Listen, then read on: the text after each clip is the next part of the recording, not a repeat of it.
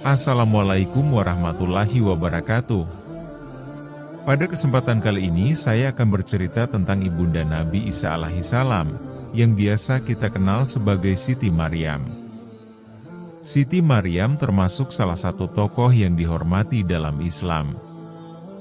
Dia merupakan satu-satunya perempuan yang namanya disebut dalam Al-Quran.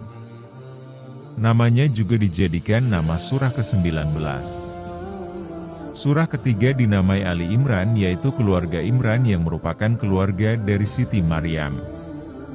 Al-Quran menyebutkan bahwa Siti Maryam merupakan sosok yang dipilih, disucikan, dan dilebihkan Allah Subhanahu wa Ta'ala atas semua perempuan di seluruh alam, karena dia juga selalu taat, menjaga kehormatan, dan membenarkan kalimat-kalimat Tuhannya dan kitab-kitab.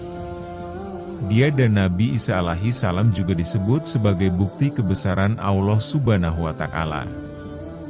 Riwayat hadits juga menyebutkan bahwa Siti Maryam merupakan salah satu dari 4 perempuan terbaik.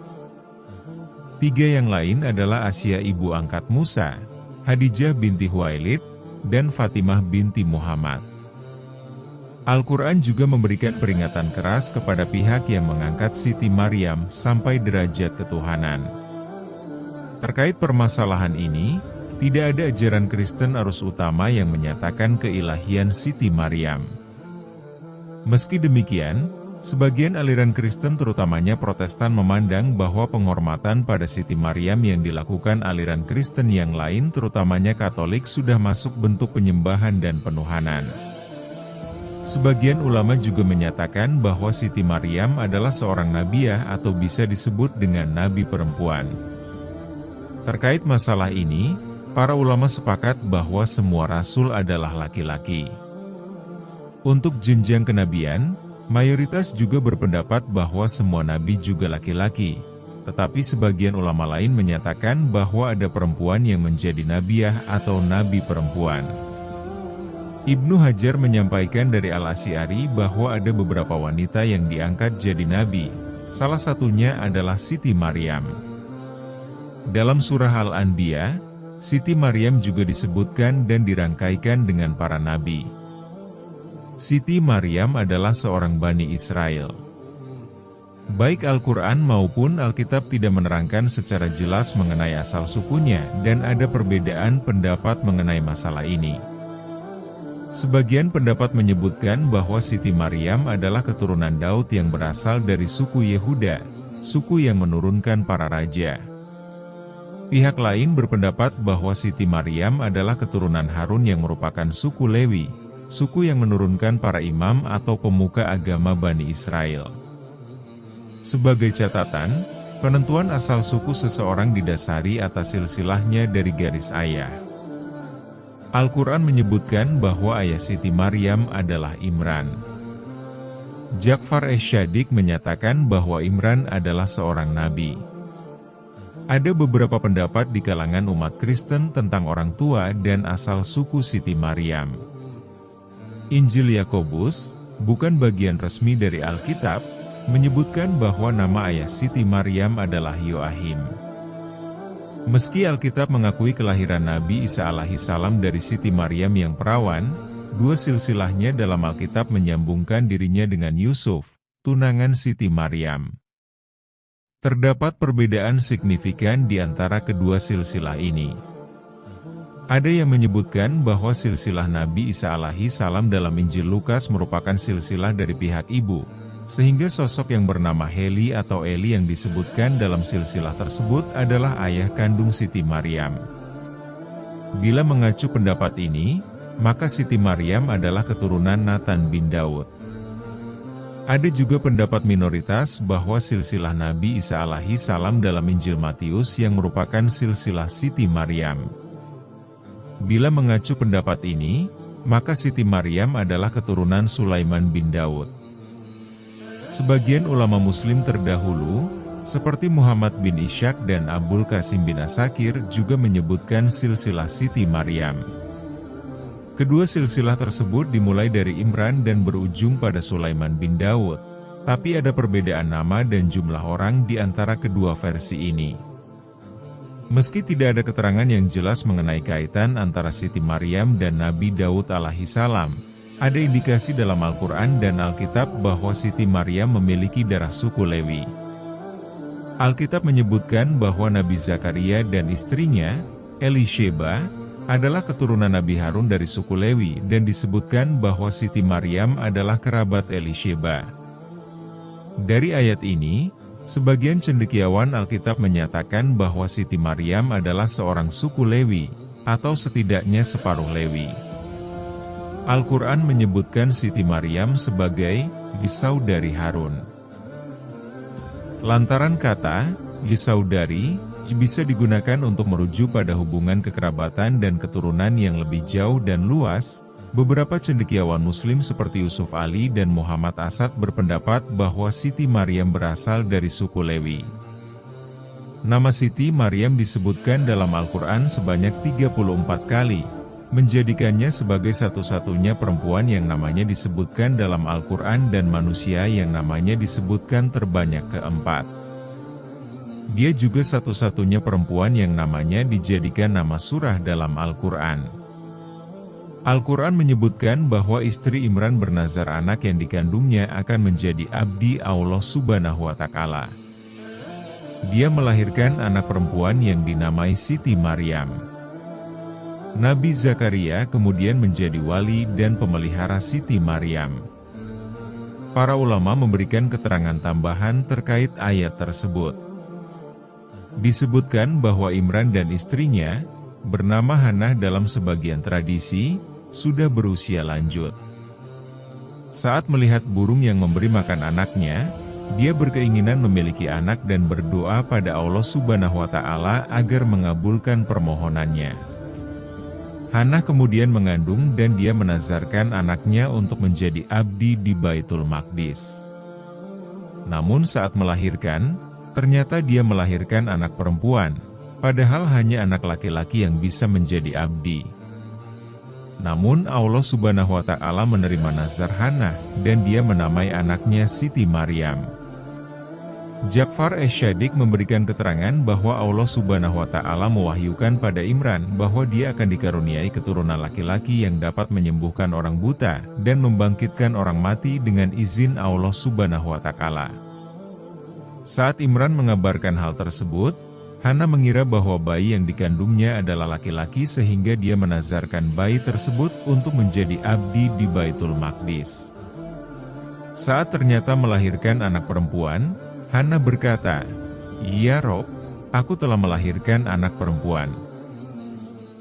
Saat Siti Maryam akhirnya melahirkan Nabi Isa alaihissalam, janji Allah Subhanahu wa Ta'ala pada Imran terpenuhi. Dalam riwayat hadits disebutkan bahwa setiap bayi yang dilahirkan pasti akan menangis karena disentuh oleh setan, kecuali Siti Maryam dan putranya, yaitu Nabi Isa alaihissalam. Setelah disapih, Hannah menyerahkan Siti Maryam ke Baitul Maqdis. Nabi Zakaria menghendaki agar dia menjadi wali Siti Maryam karena istrinya, Elisheba, adalah saudari Hannah. Sebagian pendapat menyebutkan bahwa Hannah adalah bibi Elisheba dari pihak ibu. Alkitab menyebutkan bahwa Nabi Zakaria merupakan seorang imam atau pendeta. Dalam Yahudi, imam diantaranya bertugas menjadi pelayan di Baitul Maqdis dan mengadakan ibadah kurban harian dan hari besar keagamaan.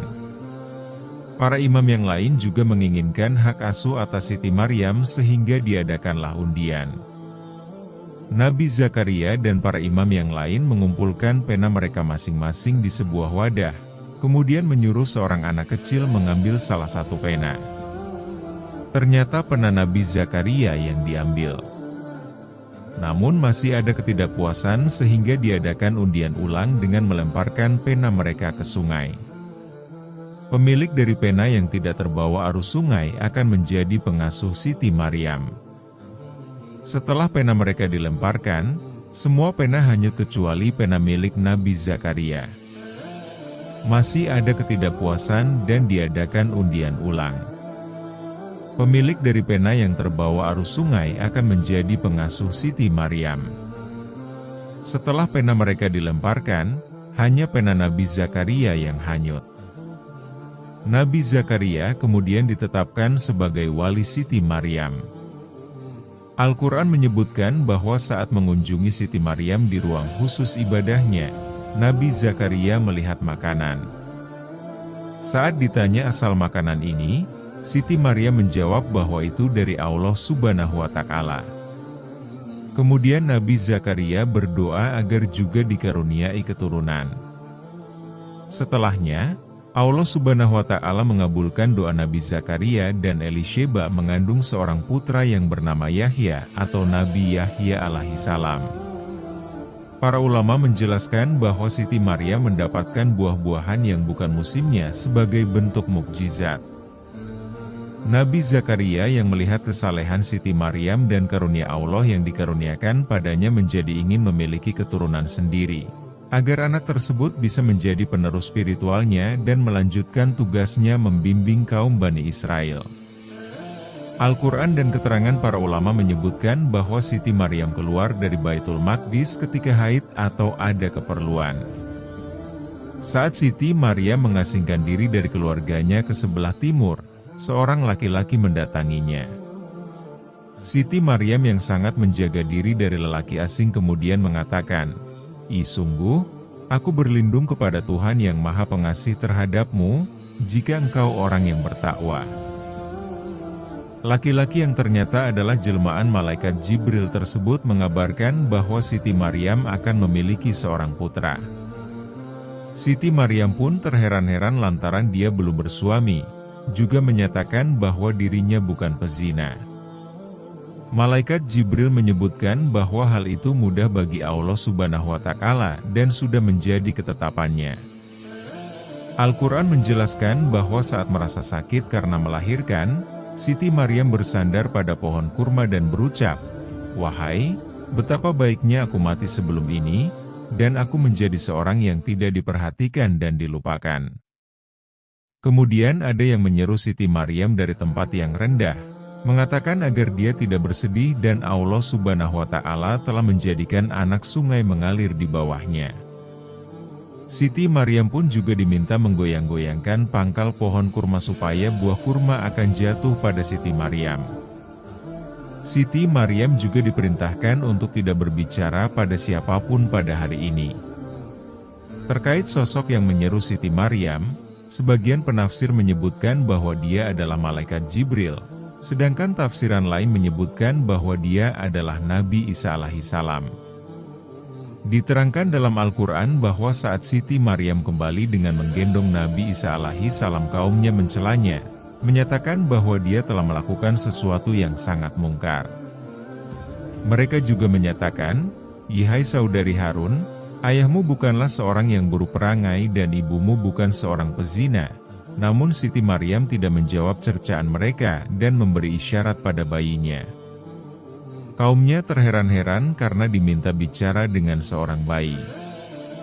Namun Nabi Isa alaihissalam yang masih bayi berbicara pada mereka, menjelaskan bahwa dirinya adalah hamba Allah Subhanahu wa Ta'ala yang diangkat sebagai nabi, dianugerahi kitab, dan diberkahi oleh Allah Subhanahu wa Ta'ala. Terdapat beberapa pendapat mengenai makna saudari Harun. Sebagian menyatakan bahwa Harun di sini adalah Nabi Harun, saudara Musa. Lantaran kesalehannya, kemudian Siti Maryam disandingkan dengan Nabi Harun. Nabi Harun dan Nabi Musa sendiri juga memiliki kakak perempuan yang bernama Miriam. Disebutkan bahwa dalam bahasa Arab, kata saudari atau putri dapat merujuk pada hubungan kekerabatan dan keturunan yang lebih jauh dan luas, juga untuk pertalian spiritual. Pendapat lain menyebutkan bahwa Siti Maryam memang memiliki saudara bernama Harun, namanya sama dengan Nabi Harun. Al-Quran tidak menerangkan kehidupan Siti Maryam setelah kelahiran Nabi Isa alaihissalam.